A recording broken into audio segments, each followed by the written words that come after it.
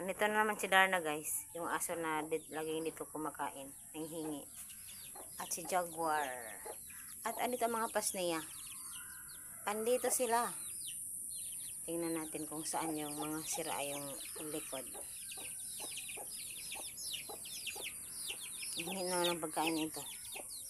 Basta papatong yan ito sa hingi yung pagkain. Ayan. Ito ang may Sandali. Ito ang may sira ang likod. Oh, grabe yung sira. Ayan. Sobrang dugo-dugo yan, guys. Asa yung isang kasama nito.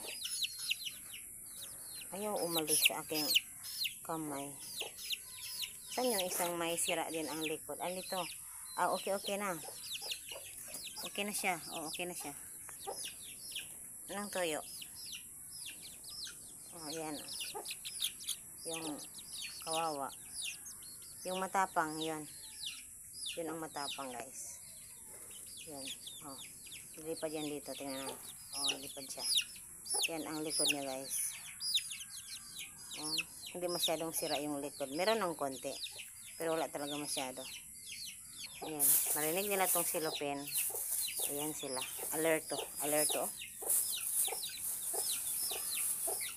Meron naman pagkain pala doon.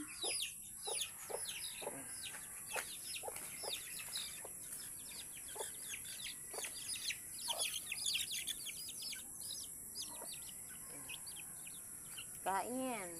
Anong ginagawa ng isa doon? Takot siya umalis sa na may aso. Ang cute. Ang cute. Ay, nandun lang iba. Natutulog na. Kasi nga, alas 5 na. Ito, tingnan nyo, guys. Kinuha ko, walang imik. Hindi mailap itong mga itim, hindi maiilap. Ayan.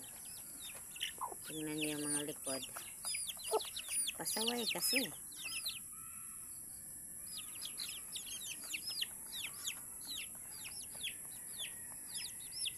Ayan.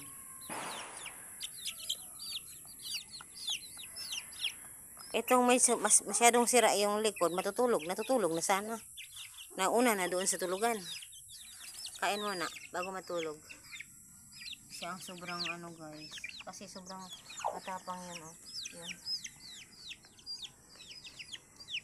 Itong balangga, itim ang kulay, itim din ang paa. Ayan, itim lahat. Itim lahat siya. Itim ang kulay, itim ang paa.